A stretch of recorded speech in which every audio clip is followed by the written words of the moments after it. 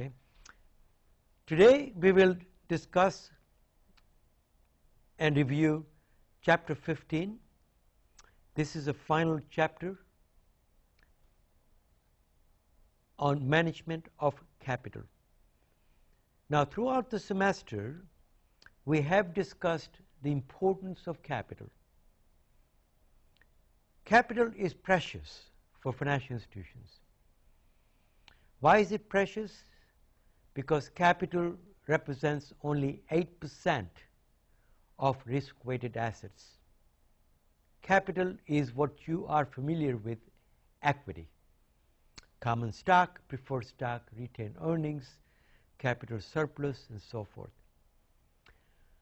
Most public companies, other than financial institutions, have capital that represents a significantly higher percentage than 8%, and therefore they are known to be less leveraged. However, the minimum capital requirement for financial institutions, all institutions, banks and non-banks, is 8% of risk-weighted assets. And therefore, 92% represents leverage.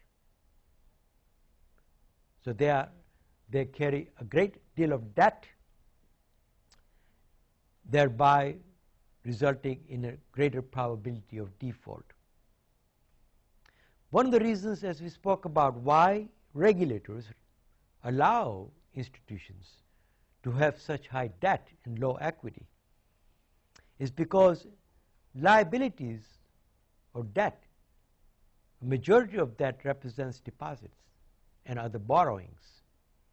They use these deposits and borrowings to lend money and invest in securities. In order for the financial markets to allow individuals, companies to be able to borrow money,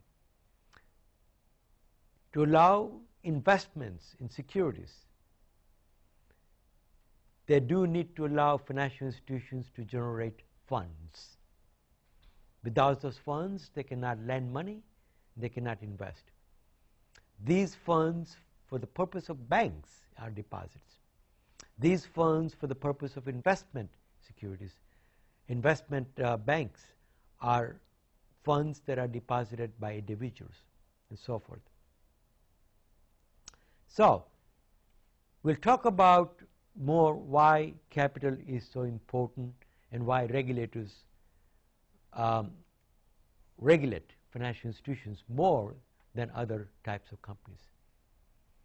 We'll discuss the different functions of capital, what are some of the exposures, the different types of capital, such as common stock, preferred stock. How does capital and regulations fit?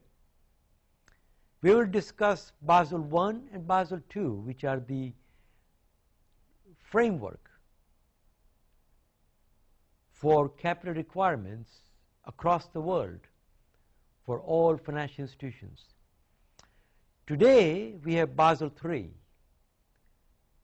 Basel III has replaced Basel II, which replaced Basel I.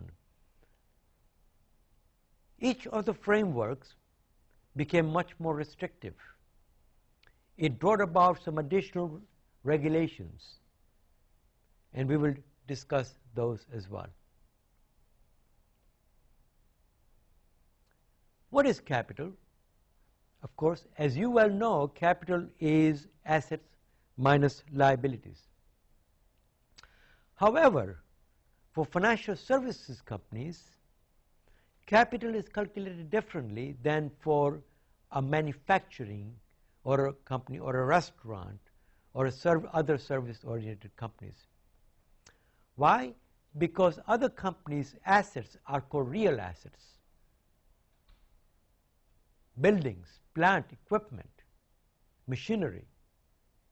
While financial institutions' assets are known as financial assets, which are loans and investments in securities, insurance policies, etc. Financial assets tend to be more risky. Financial assets values could go up and down because of a number of reasons. Interest rates, higher risk of default,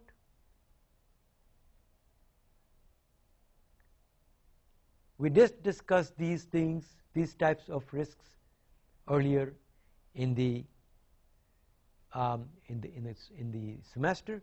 We will revisit some of those as well. Again, capital provides a cushion of protection against risks. In the case of financial institutions, it also promotes what is known as public confidence. What do we mean by that? If financial institutions are subject to failure, you and I will be the first ones to withdraw our money deposits from the bank because we are afraid that we will lose our deposits. So someone needs to give us confidence that these institutions are not going to fail. Regulators do provide that confidence to us by virtue of the fact that they monitor and require a certain amount of capital for financial institutions. So therefore, regulators do supervise and audit financial institutions to ensure the fact that they have adequate capital requirements.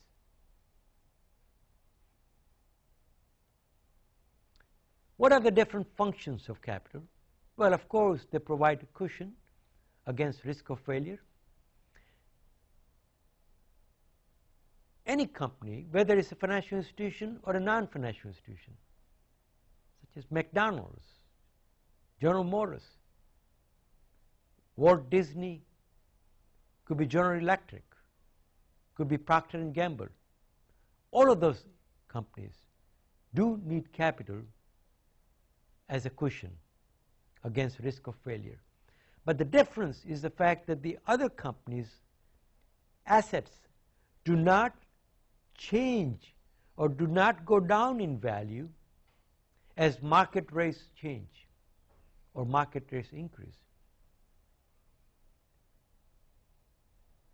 The value of their assets do not necessarily default unless they cannot use those assets for whatever reasons, while financial assets could default, as what occurred during the crisis in 2008.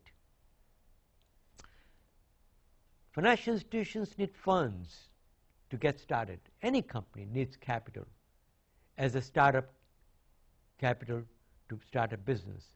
It promotes public confidence. We talked about that. They provide funds for growth. They are a regulator of growth. What that means is the fact that regulators monitor capital, and the higher the capital that an institution has, the more satisfied the regulators are. And if they do not have sufficient capital, the regulators will implement some action plans and action items for financial institutions so that they can bring the capital requirements back to the minimum, which is 8%. Regulatory tool for limit risk exposure, what that means is that that's the tool that they use. 8% minimum capital is a measurable tool to limit any risk of default. Now, these risks were introduced in chapter number 6 when we looked at performance of financial institutions and evaluation of financial institutions. You may recall we studied ROA, ROE, equity multiplier, etc. But let's talk about these risks from the standpoint of capital. How do they relate to the management of capital? First, credit risk. Credit risk is the risk of default. What is the probability that loans will default in the next 12 months? Please keep in mind, financial institutions try to measure and estimate credit risk, risk of default. of loans and securities that they've invested in, typically over a period of 12 months, because it's difficult to measure beyond that. However, quite frequently, they will revisit the risk for a particular loan or security to reassess whether it is susceptible to default. Credit risk is the most primary risk that financial institutions need to manage.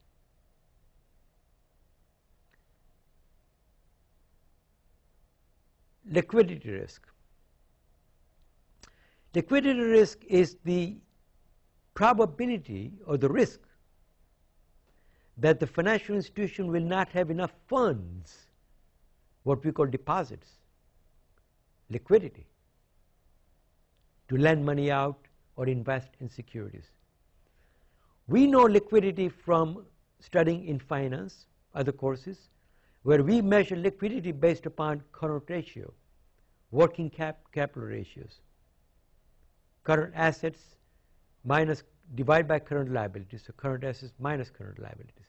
Well, we don't measure liquidity risk for financial institutions that way. We measure based upon how much funds they have to continue to operate, do their business, lend out money, invest in securities. If depositors are afraid to deposit money in my bank, my liquidity risk increases because I will not have sufficient funds to grow. Interest rate risk. Interest rate risk and market risk are synonymous. They kind of go hand in hand. We all know what interest rate risk is. We studied this several times during the semester. That is the risk that the securities values will rise or fall if market interest rates fall or rise.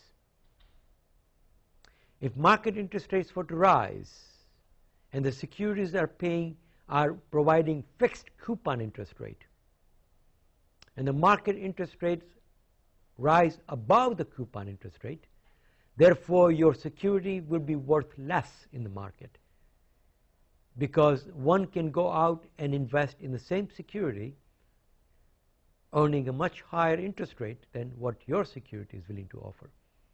However, you can still sell your security in the secondary market.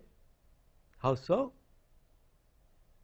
You would have to agree to a lower price, so the security prices falls.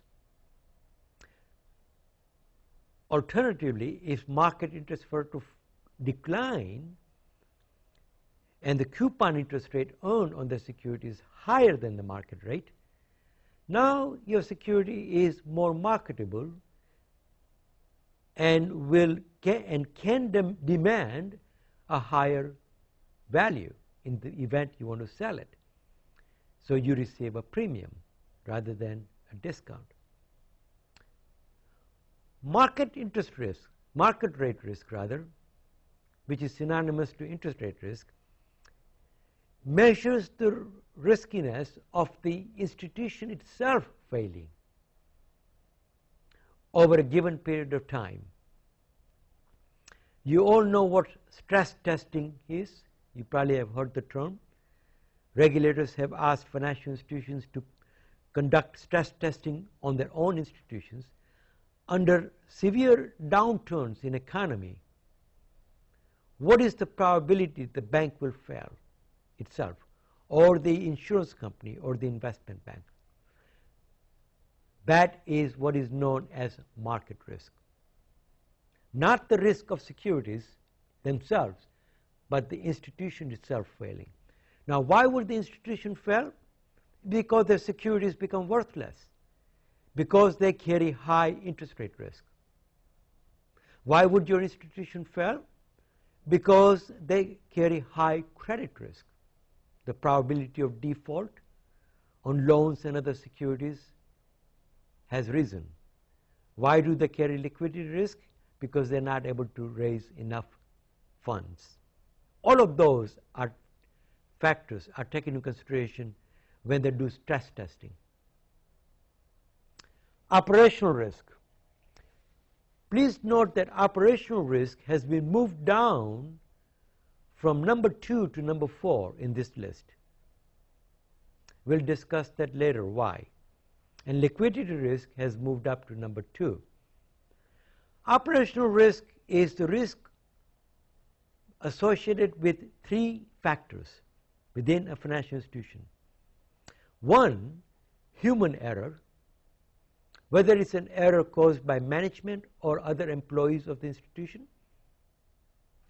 which results in loss of revenues and profits. If I go to the bank and deposit $100 and the teller at the bank makes a mistake and shows that I actually have a deposit of $1,000, in other words, he or she has added another 0 instead of 100 is 1,000 deposits by mistake. Now that is not a major error because it only involves the bank losing $900 compared to $9 million. However, it is still a risk. If that teller continues to make the same mistake, there is no doubt that he or she will lose the job. Operational risk is embezzlement and external fraud, embezzlement internally or externally, someone hacking into the system of the bank and stealing customer data, which is detrimental. Operational risk are also external factors, which are uncontrollable factors such as disasters, natural disasters, earthquakes, hurricanes, which result in the institution not being able to operate, provide the services, thereby losing revenue. And finally, operational risk is also associated with technological glitches. If you go on a Friday evening to an ATM to withdraw money, but the ATM does not work or does not have any money left, and you go there again Saturday and the same thing happens. You go there the next week and the same thing happens. How long do you think you will continue to bank with that bank? So these are technological issues that financial institutions need to deal with. Human errors, embezzlement and fraud, external disasters, and lack of sufficient security or technology. Exchange risk is foreign exchange risk. When banks take position on large denominations of foreign currencies, foreign currency changes values every second. It's a 24-hour business, 7 days a week. If the value of the currency changes while the institution is holding liquid foreign currencies, whether it's a euro, yen, renminbi, doesn't matter what it is, that institution could expect to lose revenues and profits. And crime risk is, of course, what we refer to as money laundering. These are compliance issues, whereby the institution is not following regulatory requirements. We will focus on the 3: credit, liquidity, and interest rate risk. We'll touch upon operational risk a bit as well. Why capital is considered as a risk, and what can management do as a defense against risk? Well, one thing they can do is to have good quality managers. Today, credit risk managers are the most sought after individuals in the financial institutions. You can command a very high salary if you become an expert on chapter number 15. Diversification of portfolio geographically or even internationally diversifies, it results in lower risk. Deposit insurance. By having insurance on deposits, customers feel more confidence about the bank. And the deposit insurance will cover certain losses, so the institution does not have to pay for those losses out of the capital. And owner's capital, of course, which is the equity that must be maintained at 8% of total risk-weighted assets. What is risk-weighted assets? We will calculate that in a few minutes. First, what are the different types of capital? You're all familiar with these: common, preferred stock. Paid-in surplus is the surplus that we know of. Retained earnings is what we call undivided profits. Every institution must maintain reserves, equity reserves. These funds are set aside in the event of disasters. These are set aside within equity. Then there are three other, not as large the dollar amount. Number 6, 7, and 8 are mostly for large institutions, but a relatively smaller percentage of total capital. What is reserves? Very quickly, equity reserves. Let's talk about 9/11. During 9/11, the World Trade Centers were destroyed. These World Trade Centers were insured by insurance companies.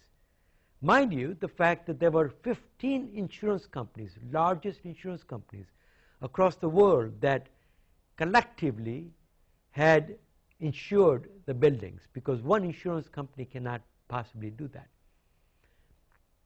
Because of the fact that these insurance companies are required to set aside roughly 20% of their profits and revenues and profits as reserves within equity every year. These reserves that they had built up over many, many years had built sufficient cushion for the insurance companies, whereby insurance companies were able to have sufficient reserves, or what we call cash, available to provide funds against claims. The buildings and the 3,000 individuals that died for the life insurance policies. If these insurance companies had not set aside reserves, you can guarantee the fact that they will not be around today, because they don't have sufficient funds, profits, within 1 year to pay billions and billions of dollars of losses to property and lives. Now, to put in perspective, please keep in mind that you could be asked some questions, multiple choice questions, on slide 17, number 5, particularly number 4, and number 6, or rather slide number 8, 8. Now, what this says here is that if you look at all these banks in 2010, remember, capital represents 8% of total risk-weighted asset, 8%. That 8%, by the way, is the 1,136,6.2. So what we've done is we've taken the, rather 1510, we've taken the 8% and we have broken that down to show what is the relative capital amount for each type of capital. These, by the way, are these capital types. You should focus on 2 of these for 2010. Surplus, which represents the largest proportion of capital. Surplus is paid in capital. When a company issues shares of stock and subsequently has new shares of stock issued, any amount that the stock is able to bring back to the company in terms of new capital over and above the par value, the stock par value, which could be $1, any amount over that will go into surplus, which is paid in capital. Represents 68% of the total capital, the largest category. Now, if you look at the small, mid-sized, large banks tend to have more surplus, relatively speaking, than small and mid-sized banks, because they are able to raise more capital. The other thing that you need to be concerned about for the purpose of exam is what is known as undivided profits and capital reserves. These are retained earnings and reserves combined. Undivided profits and reserves, 4 and 5, which are retained earnings and equity reserves. We notice that the average is 19%. However, large institutions have a relatively lower percentage of undivided profits, which is retained earnings and reserves, but they have a higher percentage of surplus, while small and mid-sized institutions have a higher relative percent in undivided profits, which is retained earnings and capital. You must know the approximate percentage for all of these, approximate, a range. You don't need to know the exact for 2010. What is 12.5, capital to bank assets? The minimum capital ratio is 8%. When you take $100, divide by 8, you get 12.5. So this is the reciprocal of the 8% capital. 12.5 times 8% capital gives us 100%. Okay, so this is 1 divided by the 8% capital. Another good example to use as a question in multiple choice: what are regulatory approach? How do they evaluate capital? And why do they evaluate capital? One is to reduce the risk of failure, financial institutions, public confidence, and they want to limit the losses to the governments, because governments provide FDIC insurance, Federal Deposit Insurance Claim, so that financial institutions do not come to them to file a claim against losses. They can withstand on their own. Okay. These are the types of items that the regulators monitor from a bank. There is debate going on, and it continues to go on. There are a lot of research papers done as to whether or not financial institutions are unfairly treated by the government by virtue of the fact that they are highly regulated. Do we regulate McDonald's? Yeah, we do. The government does, but not to the extent they regulate financial institutions. Recently, Burger King and McDonald's were asked by regulators to reduce their fat in their French fries, to offer more healthy food, and so forth. Yes, these restaurants have begun to make changes, but that's as far as regulators go in terms of punishing them. They don't fine them unless they don't meet the requirement. But financial institutions, they need to be much more well aware of the risks associated with capital. To make sure the regulators are satisfied, still regulators will come and visit them every 6 months, but the visit may be a little bit more pleasant if their equity ratio is high and so forth. Of course, in the recent past, 2007, 2009, governments have become much more stricter, even to private marketplace, because they're afraid that it's going to have a domino effect into the other corporations.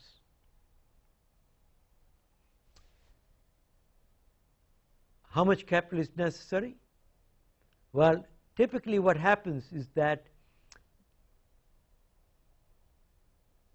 some say that small and medium-sized banks do not require the minimum capital requirement, while large institutions do. Not that First Niagara Bank does not have a capital requirement. They have a capital requirement of 8%, but they are a relatively smaller bank, less than $50 billion in assets compared to JP Morgan Chase. So there is some differentiation between medium-sized and large-sized institutions. There is a debate as to whether or not are large institutions unfairly treated by regulators, but they may be because of the fact that they're too big to fail. Let's talk about the framework. We will discuss Basel. B-A-S-E-L. Basel is a city in Switzerland where the regulators from each of the countries meet periodically to take a look at the framework and the minimum capital requirement for on and off balance sheet transactions by all financial institutions. What changes must we make? How do we monitor this? And the rest of the countries have to follow, because the largest countries, the largest economies in the world, countries that are represented by the largest economies, are the ones that are part of this agreement. Rest of the countries have to follow what the agreement says. The first Basel Agreement was introduced in 1988. Several countries were included.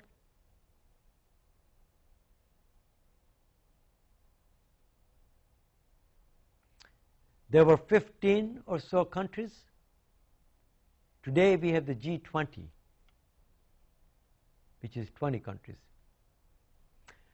What did the regulations say in 1988? It says that every institution must maintain 8% minimum capital.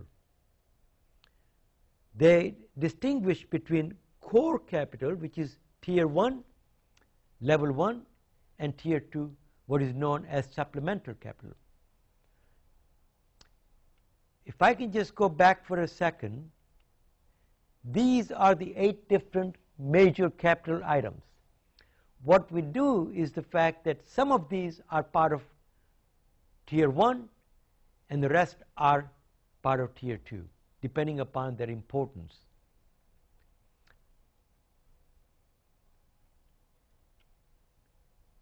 Please study this very carefully. Expect some problems in the exam, which is similar to what we're going to work on today, as well as multiple choice questions where I could ask you whether you do know which are the capital items that go into 1 and which are the capital items that go into 2. Core means primary capital. All common stock and paid-in capital or surplus is part of Tier 1. All reserves that are set aside by insurance companies, banks, and other institutions is considered as Tier 1. So Tier 1 includes common stock, surplus, and reserves. Tier 1 also includes retained earnings, all of retained earnings, called undivided profits. They also include non-cumulative perpetual preferred stock. Non-cumulative preferred stock means the dividends are not cumulative. If the corporation is not able to pay back dividends because they don't have sufficient profits, the investor loses the dividends, just like common stock.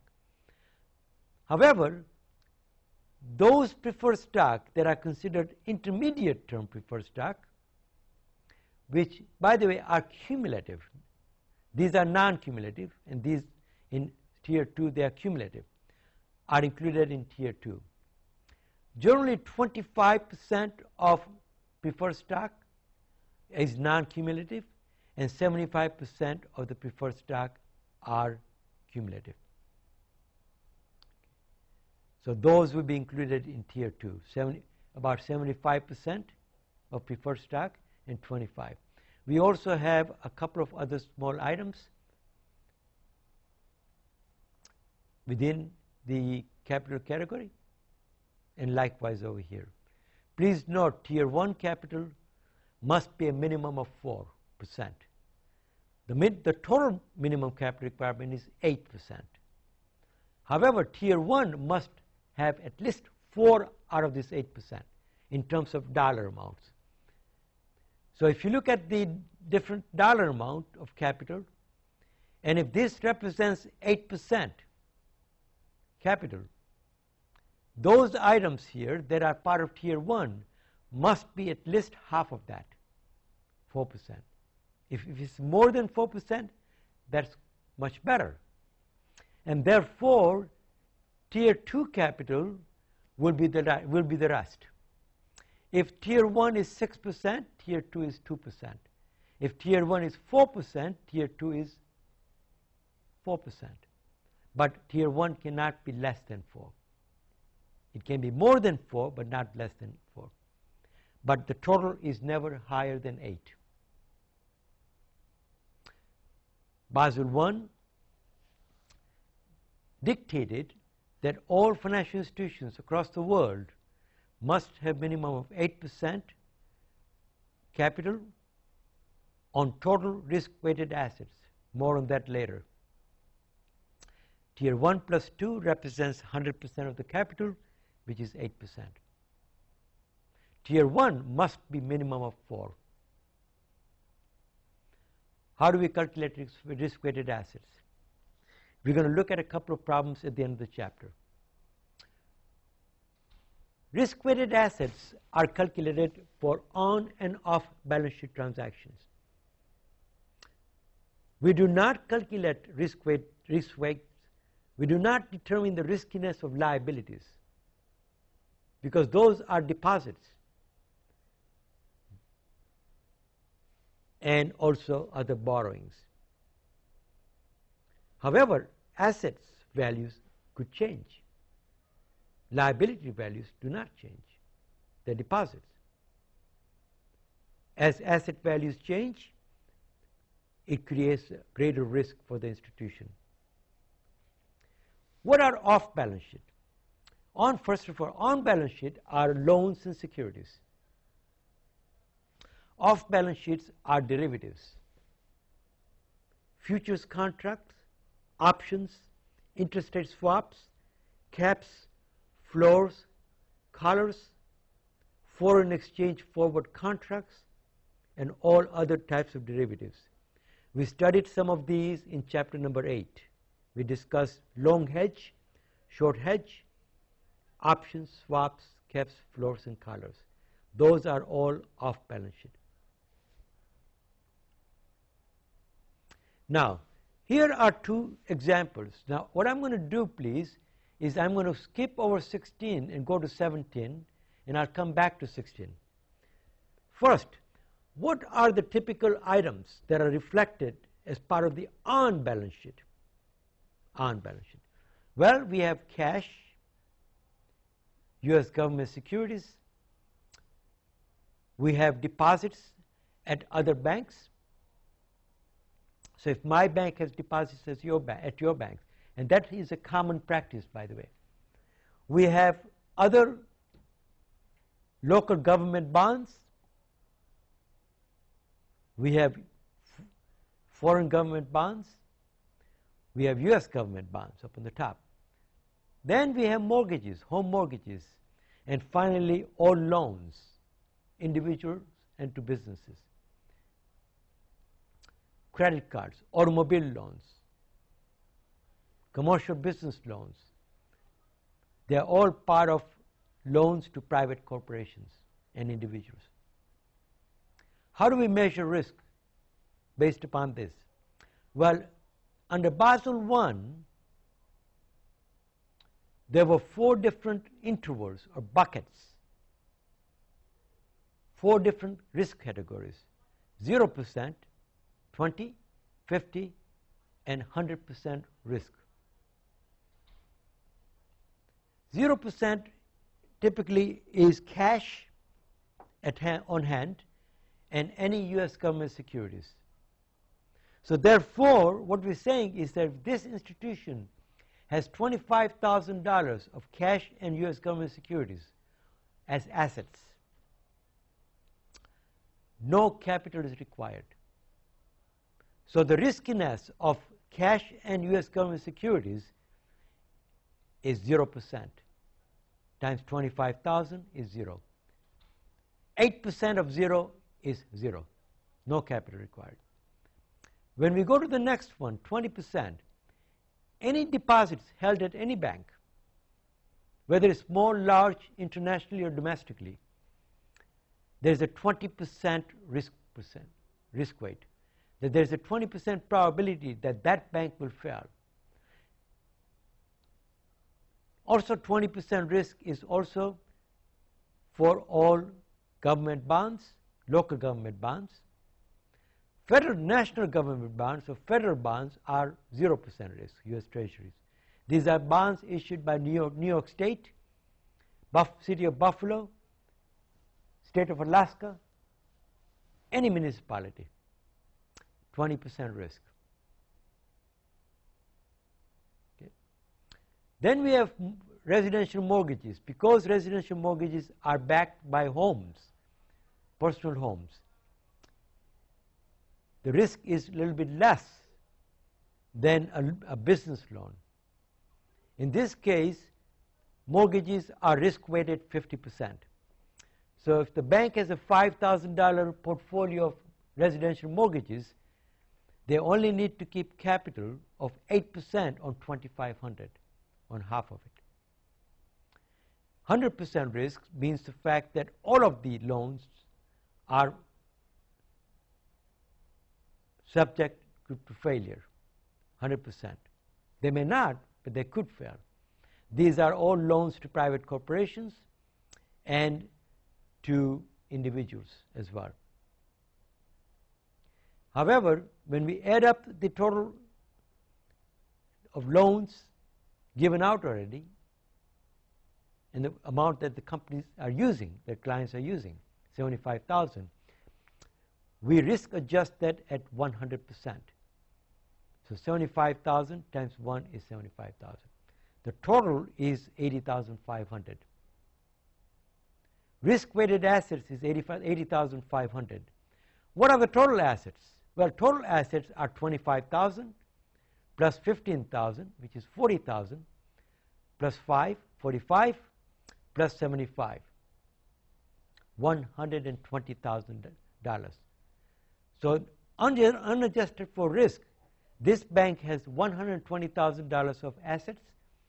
However, only 80,500 is considered risky based upon the percentages.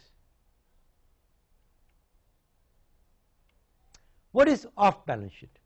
These are derivatives, as I told you, options, futures. They are also standby letters of credit. Letters of credit, by the way, are essentially guarantees that the banks give. For example, if this building was owned by you and the University of Buffalo decides to rent this building from you, you the landlord, you will demand security deposit as your landlord does at your apartment.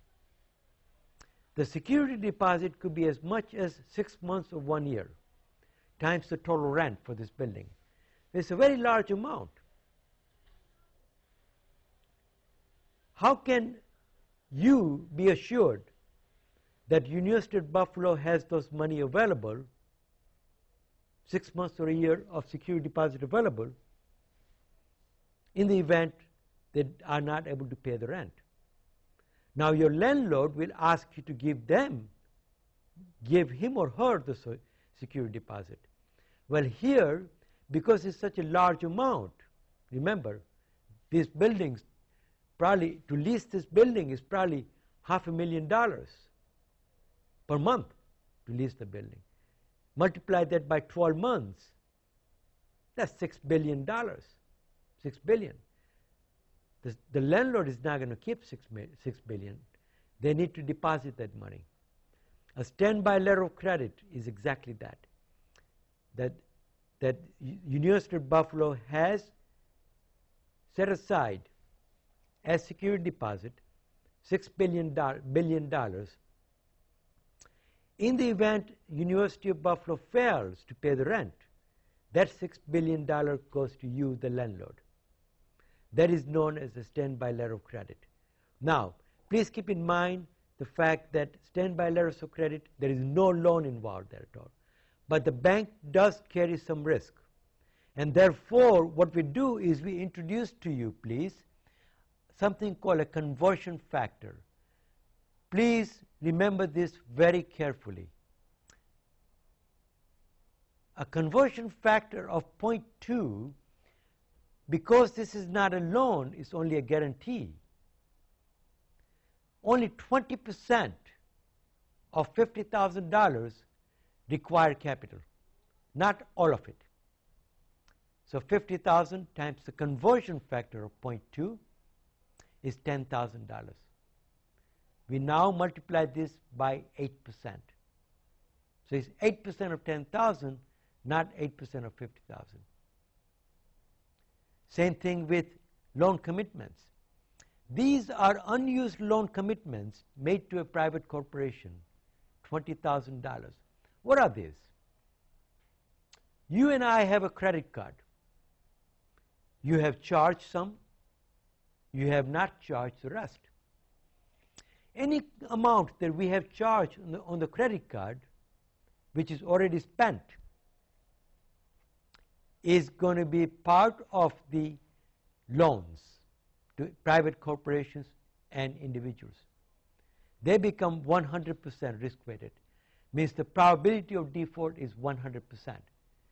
That you or I or the company will not be able to pay back. That's the amount already borrowed.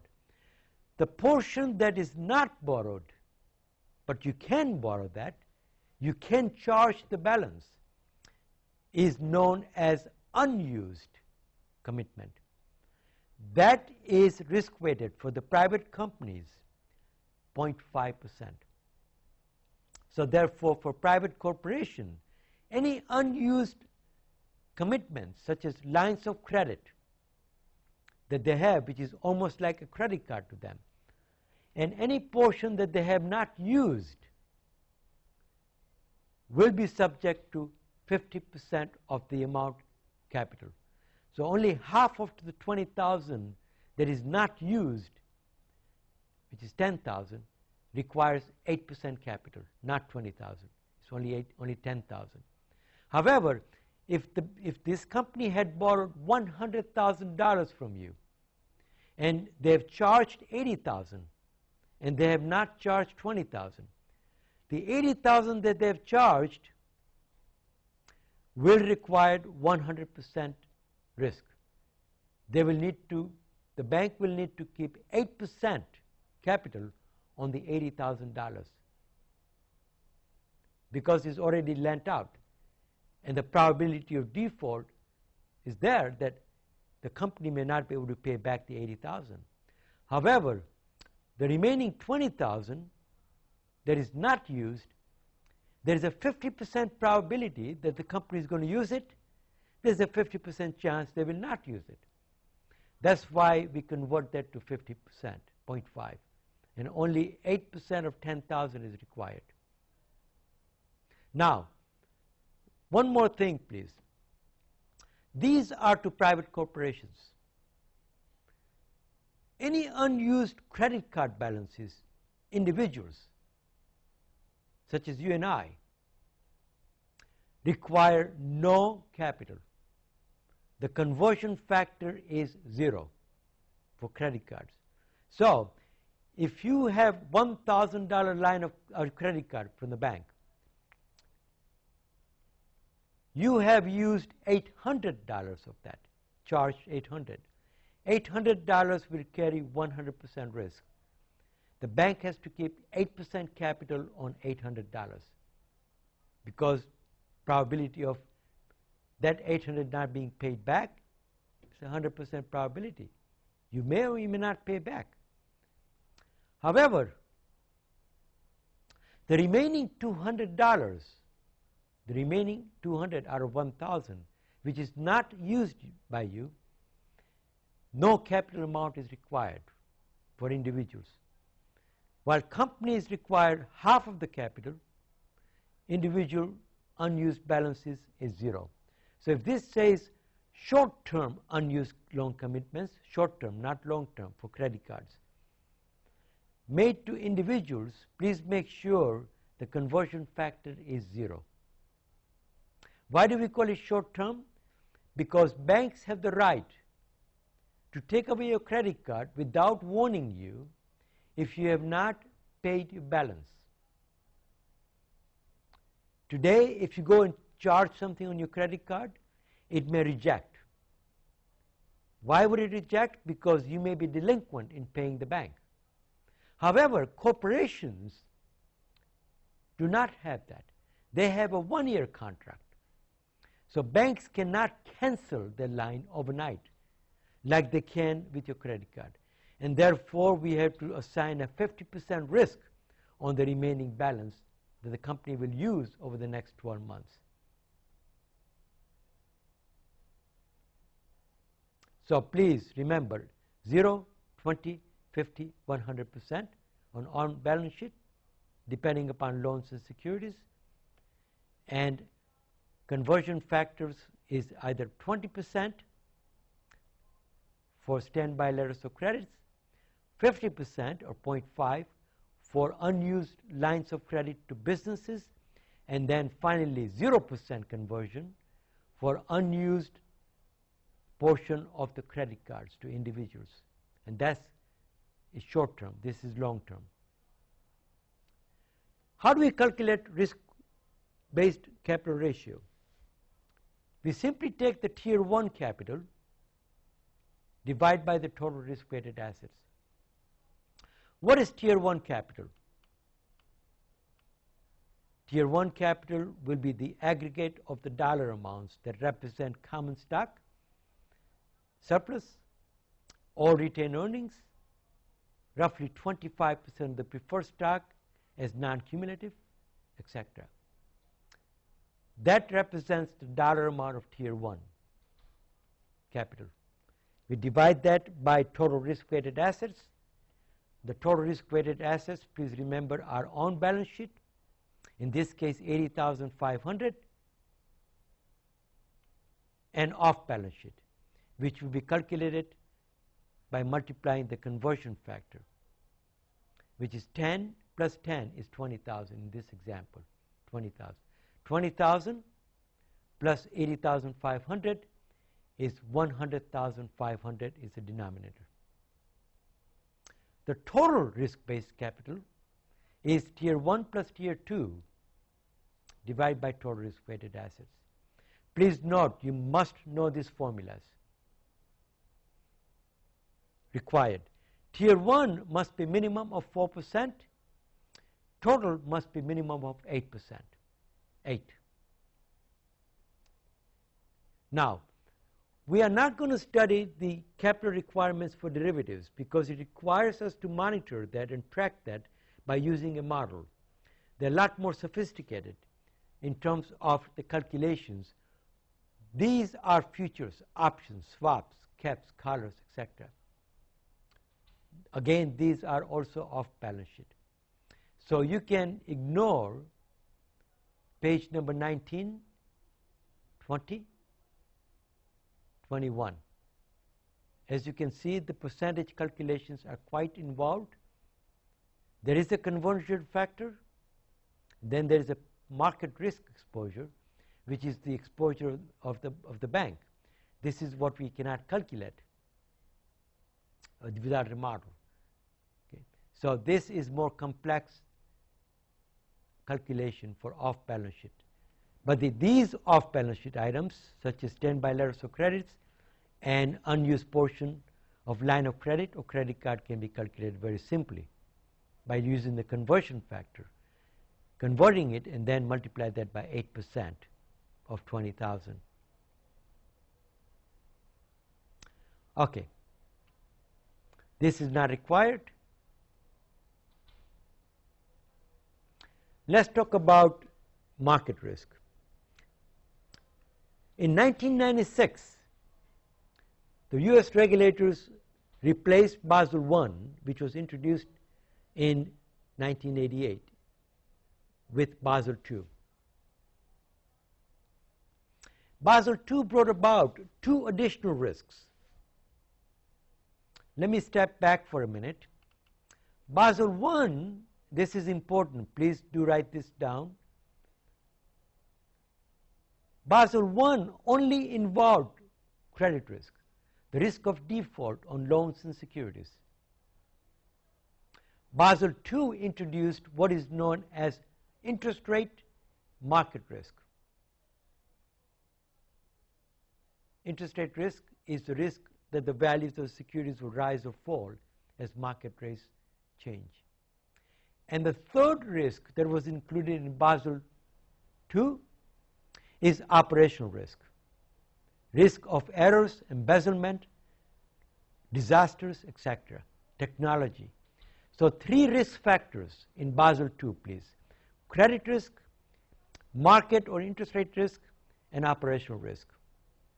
Only one risk in Basel I, credit risk. I'll come back to this in a few minutes.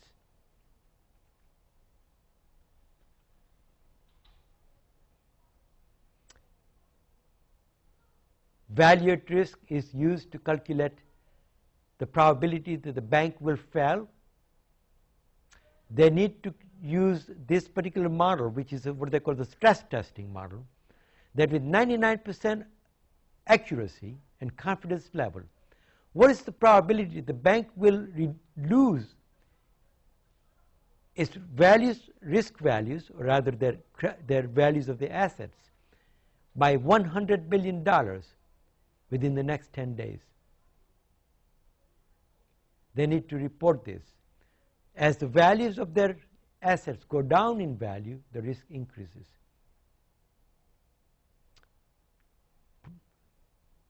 Value at risk is what we call stress testing, or back testing is the term that is used.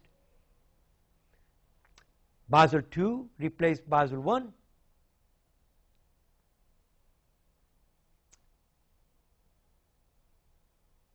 It added two additional risk factors other than credit risk. It includes now, instead of credit risk, now we have credit, interest rate, market risk, they are synonymous, and operational risk. Three risks. Okay. Basel II was expected to provide further public confidence. What is the one major difference between Basel I and II? Under Basel I, if I can step back please, all loans, if you recall, had a 100% risk. Loans to private corporations, loans to you, loans to me. However, we all know that every individual and every company has different risk of failure. All companies and individuals are not created equal. So Basel II introduces differentiation of risk weights depending upon the riskiness of the company and the riskiness of the individual. So not all loans will carry 100% risk. For example, we talked about this on day one. We have, if I have given a loan to General Electric, $50 million, and I've given a $50,000 loan to a pizzeria on Sheridan Drive, a small restaurant, you all know that the pizzeria is more likely to fail. But my loan to the pizzeria is only $50,000. However, my loan to General Electric is $50 million. Why is GE less likely to fail? Well, because they can raise capital, they can borrow money from other banks, they have lots of assets, they've been around a long, long time, they make good profits. Why is a restaurant subject to fail? Well, it's a small business. It's a cash business. No one can monitor how much cash the restaurant is taking in or out. No one. They don't have good accounting. They have difficulty borrowing money from the banks because they're small. And finally, they have no assets to speak for, except some cheese, pepperoni, dough, and tomato sauce, which no bank wants that, while GE has quite a bit of assets. So therefore, because of these factors, banks are not supportive as much to lend to a restaurant.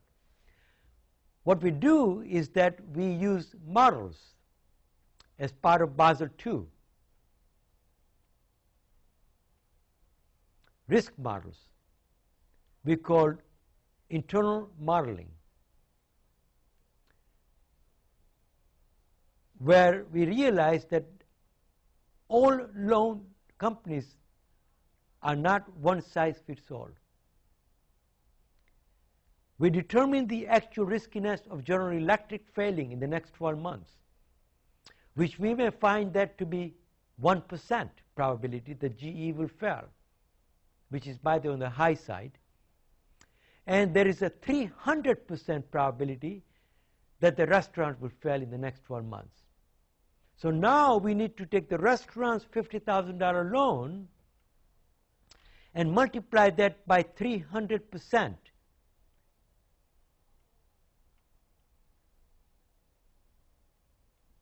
instead of 100%. So we have to segregate these loans. The restaurant loan is 50,000 times 300% is 150,000 risk-weighted assets. While General Electric, $50 million times 1%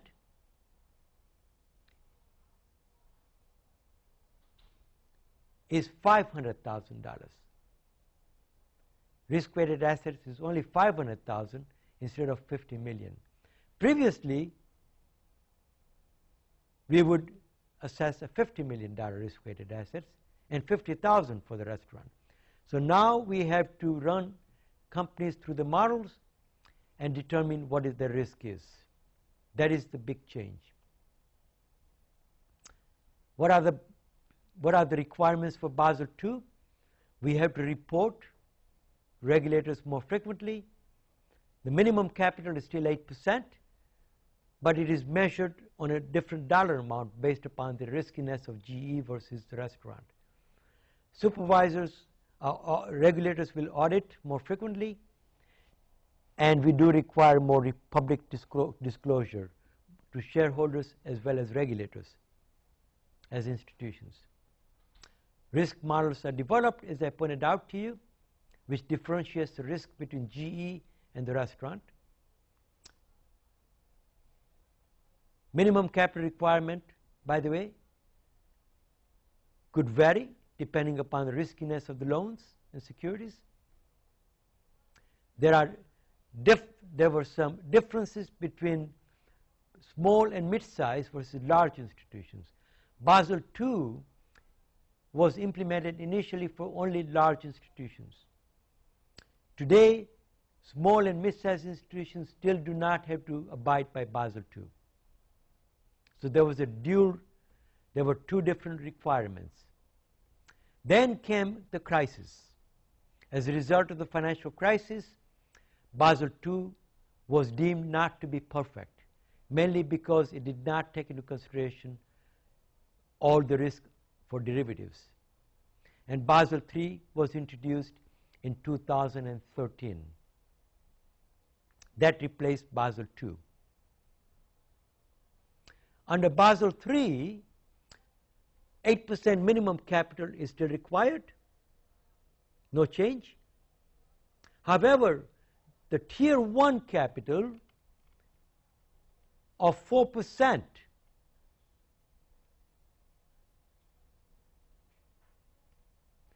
Tier 1 capital of 4%, the total is 8. This will be raised gradually to 6%.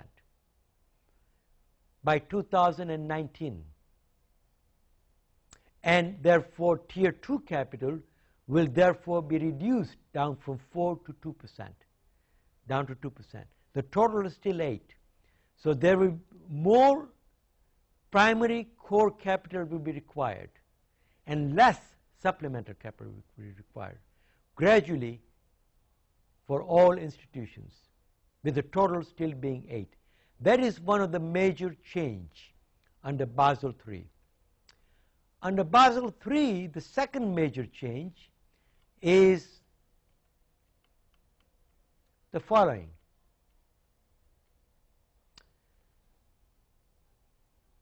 Basel III will now include credit risk, which was there in Basel I and II. It will include market and interest rate risk, which was in Basel II but not in Basel I. However, operational risk that was part of Basel II but not part of Basel I, operational risk has been removed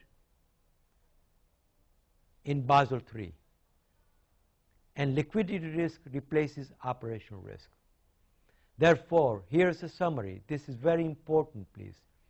Basel I includes only credit risk. Basel II includes credit, interest rate, market risk, operational risk.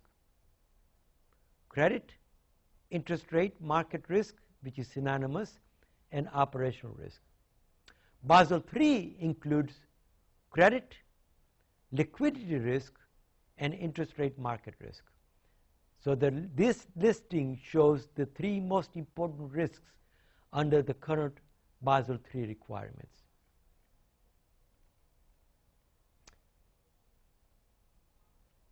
One more thing, change for Basel III, please.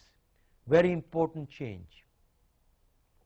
Under Basel III, each country has the right to increase the minimum 8% capital requirement and add a cushion or a supplement over that, only for those institutions that are failing.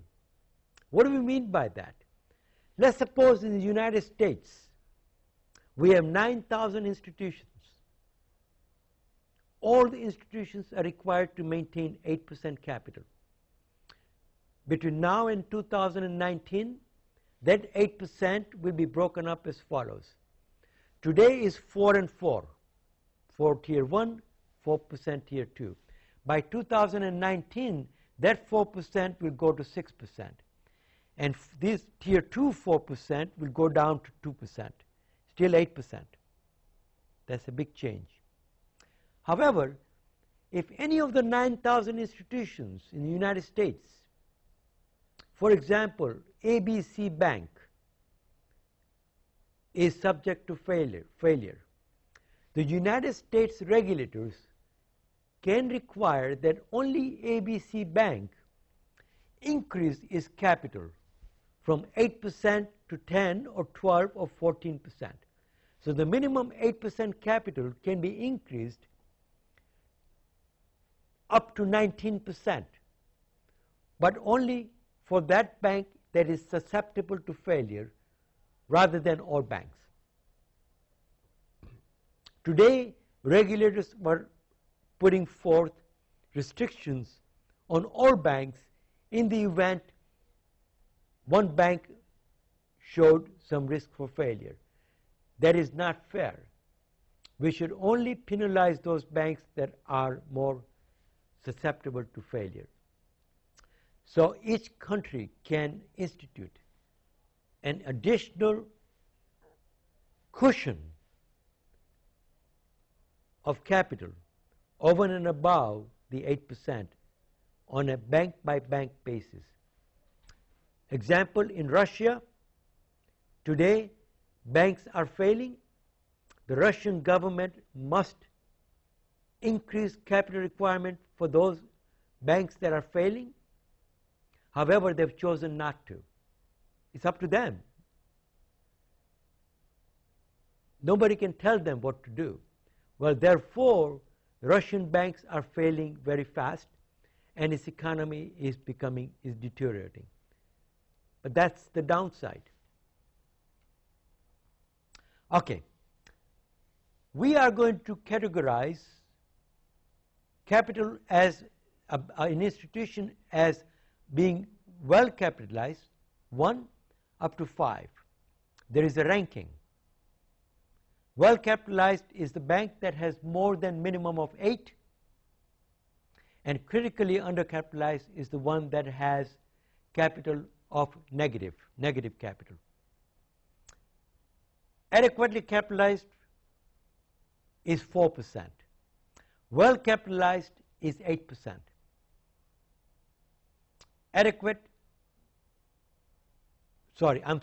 Well capitalized is more than 8% capital, more than 8% minimum. Adequately capitalized is 8%. Undercapitalized is less than 8%, but more than 4%. So between 4 and 8% is undercapitalized. 8% exactly is adequate. More than 8 is well capitalized. Significantly undercapitalized are those institutions that have a capital ratio between 0 and 4. And critically undercapitalized have less than 0%. Again, let me repeat this. 5 is less than 0 capital. 4 is between 0 and 4 total capital. 3 is below 4, rather above 4 but less than 8. 0 to 4 is significantly undercapitalized. Between 4 and 8 is undercapitalized. Exactly 8 is adequate, and well is more than 8. You must know these for the purpose of the exam. Rest of the slides are not required. We studied this in chapter 6.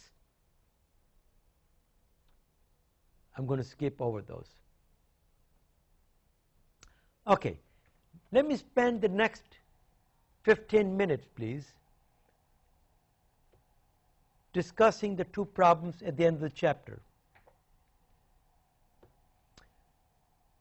Problem number 5 and problem number 6. Keep in mind that these problems are posted also on UB Learns.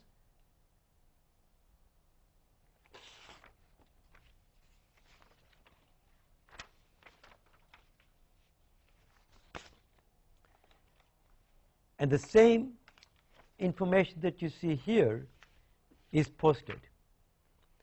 Now,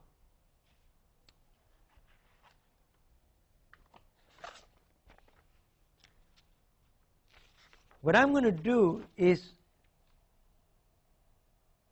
cover this in sections. The problem says, number 5 on page 515, please calculate Red River National Bank's total risk-weighted assets based upon Basel I requirements. Remember, the risk weights under Basel I, if you recall, were 0, 20, 50, and 100 for on-balance sheet.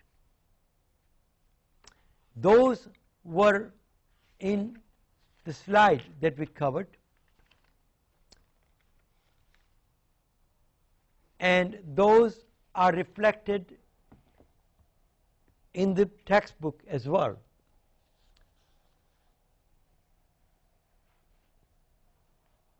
Under Insights and Issues, page 499. They are explained by the author.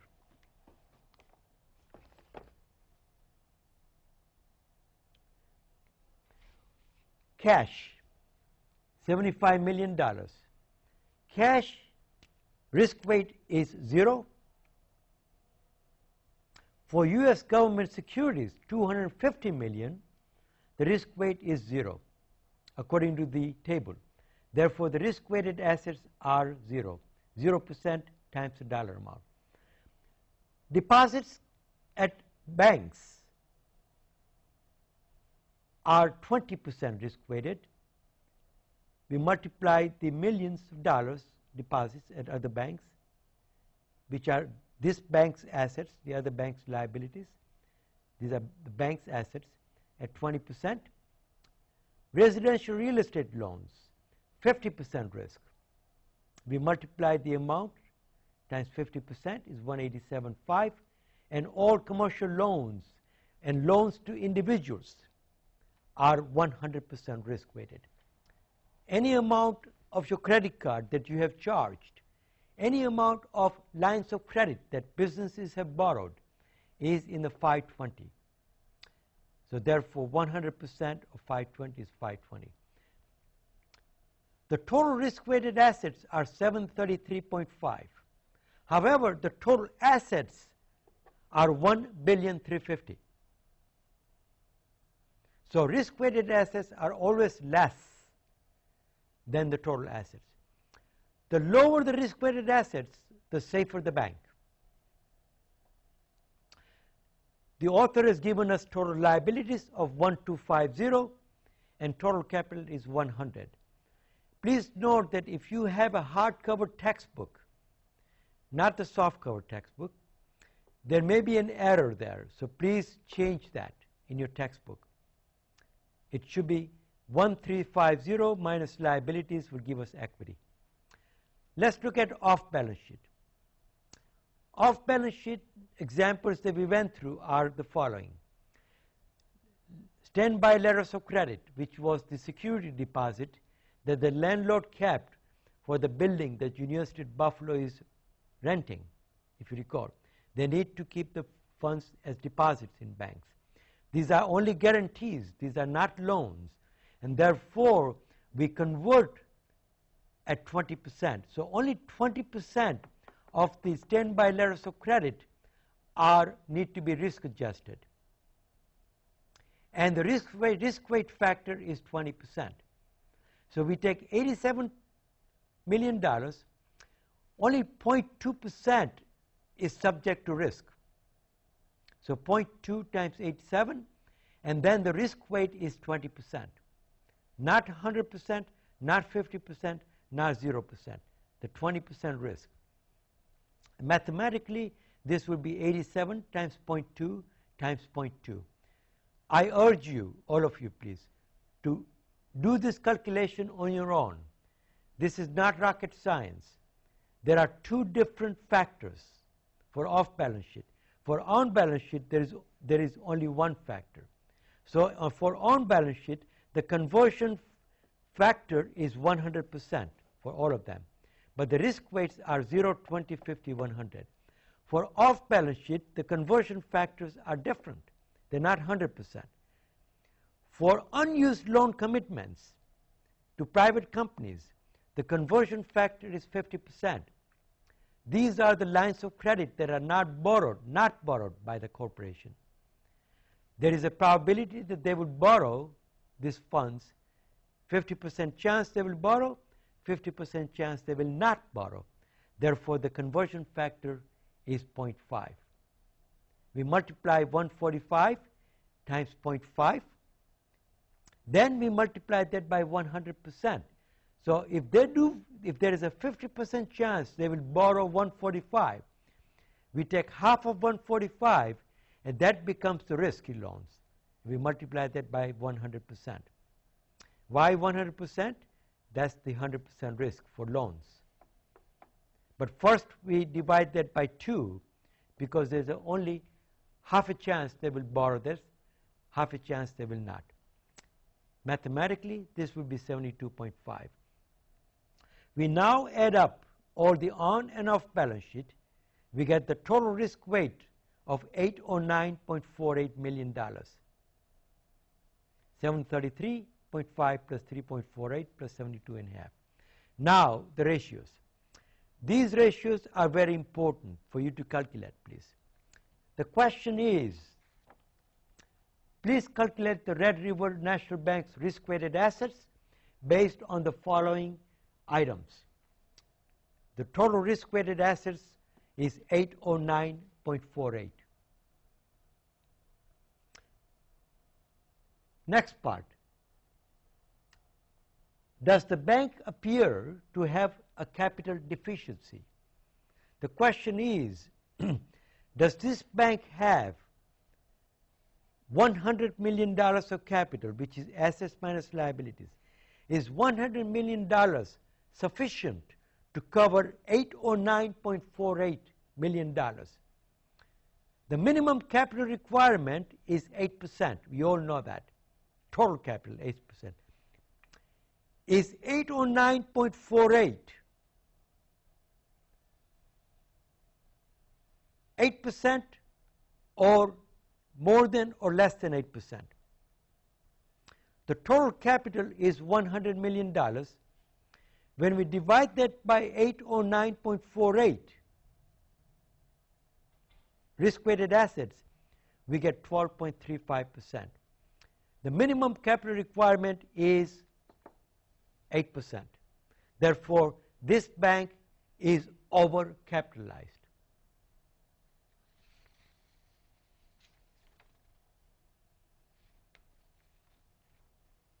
Let's look at the next problem. The second problem is really essentially a continuation of the first one, but it has a little bit more details. Problem number 6 on page number 515. Suppose Red River National Bank, whose balance sheet is given to you, has the following capital items. We all know the fact that the amount of capital was $100 million. This is now broken up into common stock, surplus, undivided profits, allowance for loan loss, etc., adding up to $100 million. The first requirement, it says, please calculate, please determine whether these capital items are tier 1 or tier 2. To do that, I refer you to page number in the textbook, please, 494. Very important page that describes tier 1 and tier 2. This will tell you whether the capital items is tier 1 or tier 2. Common stock is tier 1, surplus is tier 1, undivided profits, which are retained earnings, are tier 1. The first three are tier 1 capital. Allowance for loan loss, subordinated debt, and intermediate term preferred stock, which are cumulative preferred stock, are all tier 2 according to page number 494. We aggregate the millions of dollars. 5 plus 15 plus 30 is $50 million, is tier 1 capital, and $50 million is tier 2 capital. You first need to make sure you can segregate those two. This will be a requirement in the exam. Then we calculate the ratio. Tier 1 ratio. Remember, the minimum capital is 4%. We take tier 1 capital of $50 million as a numerator, divide by total risk-weighted assets from problem number 1, 809.48. We find that the capital ratio, when we divide 50 by 809.48, is 6.81%. The minimum ratio is 4. Therefore, this bank is overcapitalized. More than 4. If it was less than 4, it would be undercapitalized. Let's look at the next ratio. Now we are asked to calculate total capital, not tier 1. Total capital, please remember, is tier 1 plus tier 2 capital. We bring in, carry forward the tier 1 and tier 2 capital of 50 plus 50 is 100. We divide that by total risk-weighted assets of 809.48. We find that the calculation shows the total capital is 12.35%. Please remember, when you do this mathematical calculation, your calculator will show the following, 0.1235. Please do not leave that as an answer. You will get points taken out. You must convert this to decimal, out to 2 digits, beyond the decimal. If my employee at the bank reported 0.1235 to the regulators, they will think your capital is less than 1%, because they look at this as a percentage. They don't know that all you did was took the fraction from your calculator and reported it. They will be at the bank's door immediately, ready to shut the bank down. Less than 1% capital is totally undercapitalized. So therefore, do yourselves a favor so that you can get the full points. Convert these to percentages. Do not leave this as 0.60618. Make sure you convert this. If you don't, you will get 2 points taken out. The minimum capital is 8. This bank has a 12.35% capital ratio. Therefore, this bank is overcapitalized. Please remember the fact that you must know, for the total capital, you must know the different capital requirements that were covered in the PowerPoint presentation. I will bring that back up again. These are extremely important that you know this. Again, I will point these out one more time, please.